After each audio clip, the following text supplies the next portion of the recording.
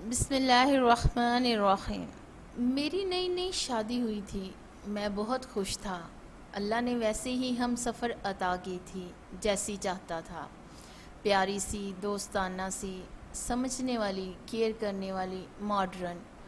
ہم دو بھائی ہیں، بڑا بھائی اپنی فیملی کے ساتھ الگ رہتا ہے اور امی میرے ساتھ رہتی تھی۔ بابا 2 سال پہلے دنیا سے چل بسے تھے۔ اب میری فیملی میں ہم 3 لوگ تھے، میں، میری بیوی اور امی۔ میرا سارا وقت بیوی کے ساتھ گزرتا۔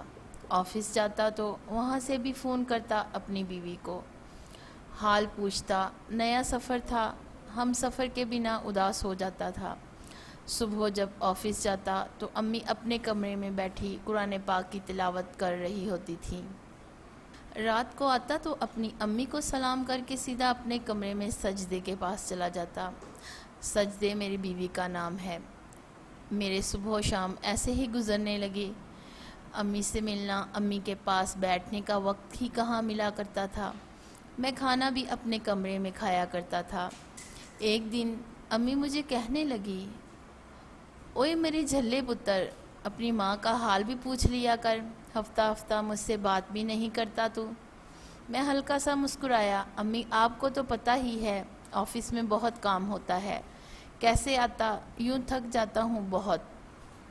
امی نے سر پر ہاتھ پھیرا، دعا دینے لگی، اچھا اللہ میرے پتر کو سرد ہوا نہ لگنے دے، جا اب سو جا، جا جا کر سجدے بیچاری انتظار کر رہی ہوگی تمہارا۔ میں کمرے میں چلا گیا۔ امی کے گھٹنے میں بہت درد تھا۔ اس دن شاید وہ کہنا چاہتی تھی مجھے ڈاکٹر پاس لے جاؤ، لیکن جب میں نے کہا میں تھک گیا ہوں تو امی نے مجھے آرام کرنے کا کہا۔ سجدے کہنے لگی، یار دل کر رہا ہے برگر کھانے کو جانا۔ سجدے کہنے لگی، یار دل کر رہا ہے برگر کھانے کو، جاؤ نا لا دو۔ میں نے گھڑی کی طرف دیکھا، ٹائم دیکھا تو 10 بج رہے ہیں۔ سجدے مسکرا کر بولی، تو کیا ہوا، جاؤ لے کر آؤ۔ میں جب کمرے سے باہر آیا تو دیکھا امی خود ہی اپنی گھٹنا دبا رہی تھی، شاید ان کو بہت درد تھا۔ میں نے اگنور کر کر بائک سٹارٹ کی۔ امی نے پوچھا، کہاں جا رہے ہو اس ٹائم میرے بچے؟ میں بولا، امی وہ سجدے کے سر میں درد ہے، اس نے کھانا نہیں کھایا، بس اس لیے برگر لینے جا رہا ہوں۔ امی نے ٹھنڈی آہ بھری، تو اس کو ڈاکٹر کے پاس لے جاتا نا۔ جب میں جانے لگا تو امی نے کہا، اچھا میرے گھٹنے میں درد ہے، آتے ہوئے کوئی دوا لیتے آنا۔ میں بازار چلا گیا۔ برگر کی دکان پہ کافی رش تھا، وہاں ایک دوست مل گیا، اس کے ساتھ گپ شپ کرنے لگا۔ اتنے میں برگر تیار ہو گیا، برگر لے کر گھر آ گیا۔ امی نے لنگڑاتے ہوئے دروازہ کھولا، میں نے بائک کھڑی کی، کمرے میں جانے لگا تو امی نے پوچھا، بیٹا میری دوا نہیں لایا؟ میں نے سر پہ ہاتھ رکھا، اف امی بھول گیا تھا، ابھی لے آتا ہوں۔ امی مسکرائی، نہیں بچے تم آرام کرو، کل لے آنا۔ سجدے برگر کھانے لگی، میں موبائل پہ گیم کھیلنے لگا۔ امی شاید اس رات درد سے تڑپتی رہی، لیکن میں بے خبر رہا۔ دن گزرنے لگے، میں امی سے دور ہوتا چلا گیا۔ ہفتے میں ایک بار کبھی امی کا حال پوچھ لینا، ورنہ امی کے کمرے میں کب جاتا تھا۔ میں اور بڑا بھائی تو امی سے ملنے بھی نہیں آتے تھے، جبکہ گھر بالکل پاس تھا۔ بھائی کا بھی، وہ اپنے بیوی بچوں کے ساتھ خوش تھا۔ اکثر امی مجھ سے پوچھا کرتی تھی، وقاص پتر تیرے بھائی کا کیا حال ہے، وہ بیچارہ پتہ نہیں کن مصیبتوں میں پڑا ہوا ہے۔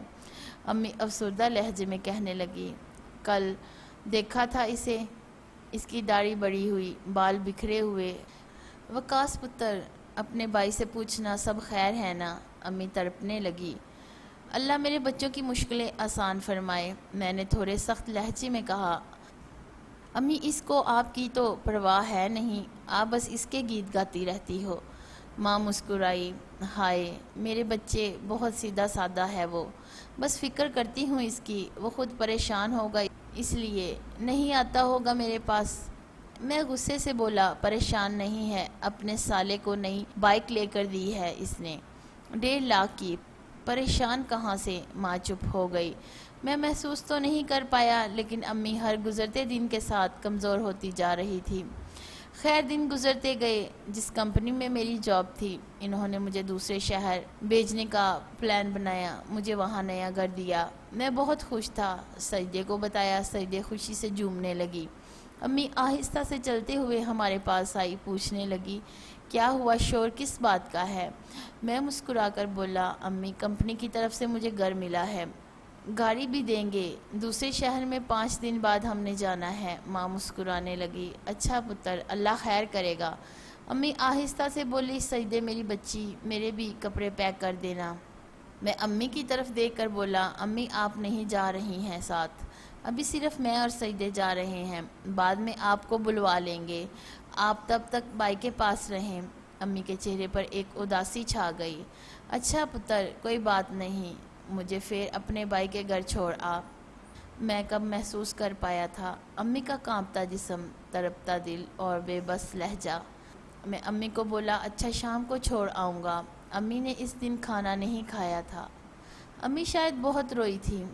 شام کو بائی کے گھر گیا، امی بھی ساتھ تھیں۔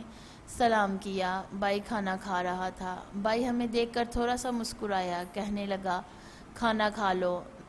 میں نے شکریہ کا بولا، پھر بائی کی طرف دیکھ کر بتایا بائی امی آج سے آپ کے پاس رہیں گی۔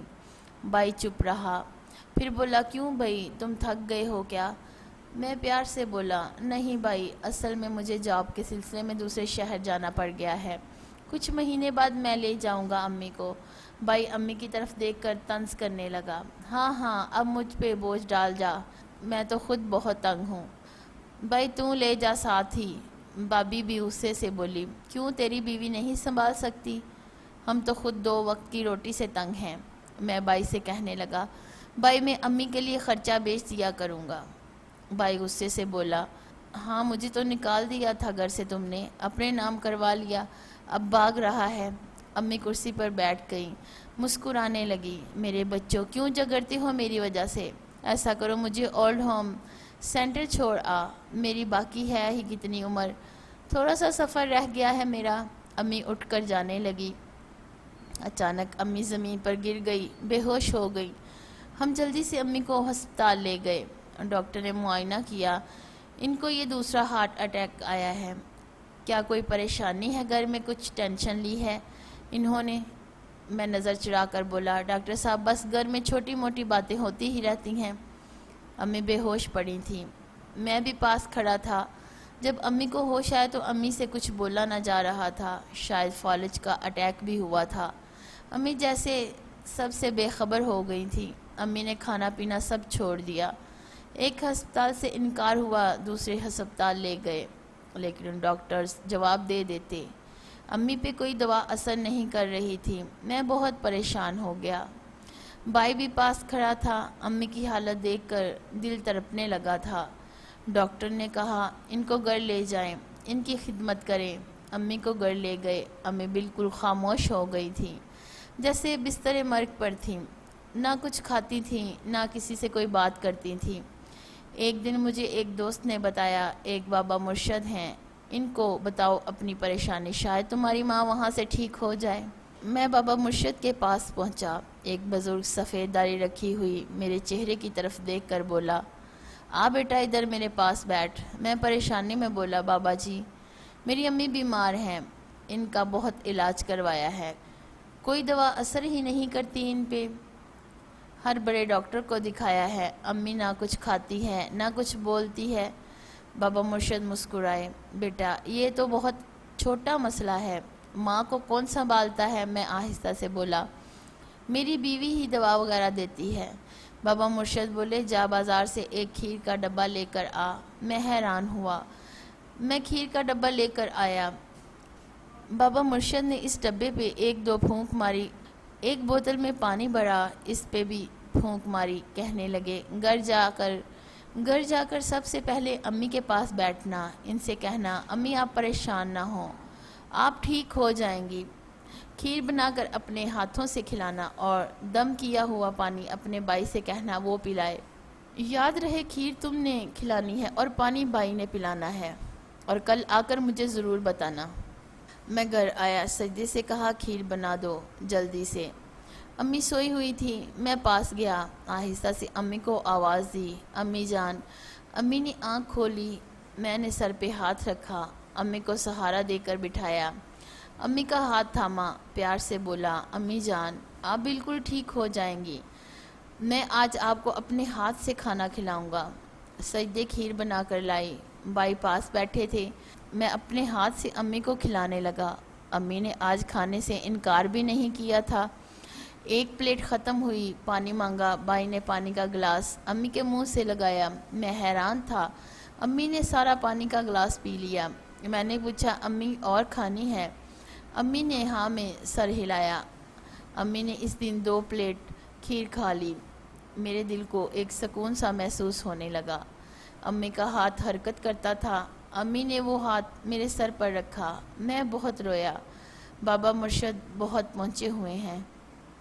جب ڈاکٹرز نے لا علاج بتا دیا، بابا مرشد کے ایک دم سے امی کھانے پینے لگی۔ دوسرے دن میں مٹھائی کا ڈبہ لیے بابا جی کے پاس گیا۔ بابا جی میرے چہرے کو دیکھ کر سمجھ گئے تھے۔ میں نے سلام کیا، بڑے ادب سے بولا، بابا جی آج یہ اور کھیر لایا ہوں، یہ بھی دم کر دیں۔ امی نے پہلے والی ساری کھیر کھا لی تھی۔ بابا جی بولے، تم نے اپنے ہاتھوں سے کھلائی تھی نا؟ میں نے ہاں میں سر ہلایا۔ بابا جی نے میرے کندھے پہ ہاتھ رکھا، ایک لمبی سانس لی، بولے، پتر سچ بتاؤں تو نہ پانی پہ میں نے کچھ پڑھ کر پھونک ماری تھی، نہ کھیر پہ۔ بیٹا جب تم نے بتایا تھا نا امی اتنی بیمار ہے اور دوا تمہاری بیوی دیتی ہے، میں سمجھ گیا تھا ماں کو اپنے بیٹوں کی محبت چاہیے تھی۔ ماں کا پورا سنسار مانگتی ہے۔ جب اس کا بیٹا مسکرا کر ماں سے پوچھتا ہے نا امی آپ کیسی ہیں؟ خدا کی قسم ماں جتنی بھی بیمار ہو تندرست ہو جاتی ہے۔ بیٹا ماں دوا سے کبھی ٹھیک نہیں ہوتی۔ اولاد کے محبت برے چند الفاظ ہی ماں کو ماں کی شفا بن جاتے ہیں۔ بیٹا کاش تم پہلے ہی ایک بار ماں کو اپنے ہاتھ سے دوا دیتے یا کھانا کھلاتے تو تمہاری ماں بیمار ہوتی ہی نہ۔ بیٹا ایک بات پوچھوں، کیا تم 2 بھائیوں پہ وہ ماں بوجھ بن گئی جس کے آنچل تلے تم پروان چڑھے؟ میری آنکھوں سے آنسو بہنے لگے۔ بابا مرشد میں بھٹک گیا تھا، میں امی جان کا درد محسوس ہی نہیں کر پایا۔ بابا مرشد مسکرائے، بیٹا مائیں اولاد سے ناراض نہیں ہوا کرتی، بس جینا چھوڑ دیتی ہیں۔